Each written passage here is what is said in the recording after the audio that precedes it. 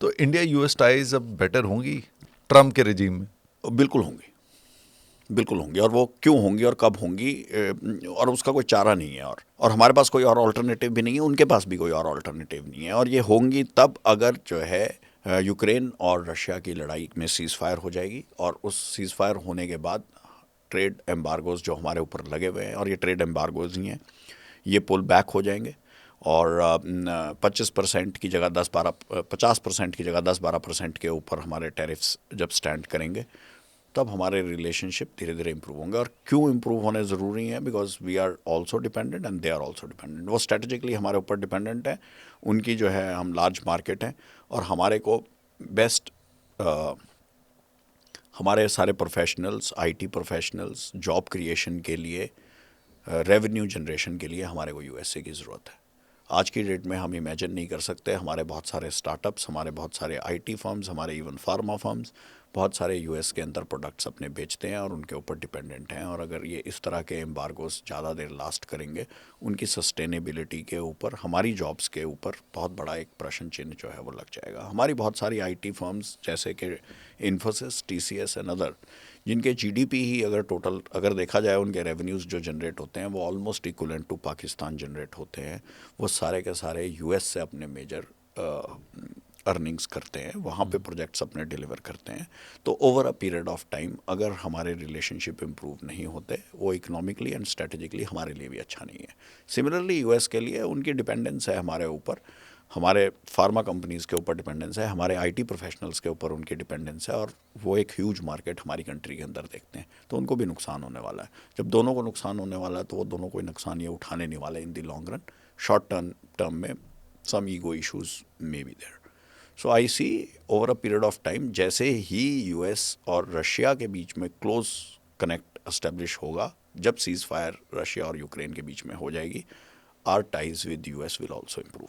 अगर अब हमास और इजराइल का भी जो हुआ है, अभी इंडिया का स्टांस कैसा था और क्या और बेटर हो सकता था? Very very disappointing, very very disappointing. हमारे इसराइल के साथ हमारे टॉप, अगर जैसे मैं अभी आपको बता ही रहा था, जब हमारी कंट्री के अंदर सर्वे हुआ तो हम इसराइल को अपना सबसे नज़दीकी दोस्त मानते हैं, टॉप 3 में आते हैं।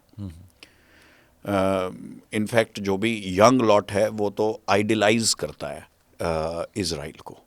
दे are almost like in a romantic association, they become simps of Israel. तो इसराइल तो ये है हमारे लिए।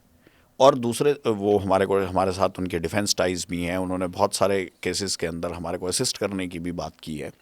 सिमिलरली हम उनको बहुत स्ट्रेटेजिक लीवेज देते हैं, और हम उनको बहुत सारी चीज़ों के अंदर हेल्प करते हैं। पैलेस्टीन एक 2 नेशन थ्योरी जब बात हुई है, इंडिया ने हिस्टोरिकली पैलेस्टीन की एक इंडिपेंडेंट स्टेट को हमेशा बोला है कि it is a viable option, it should happen.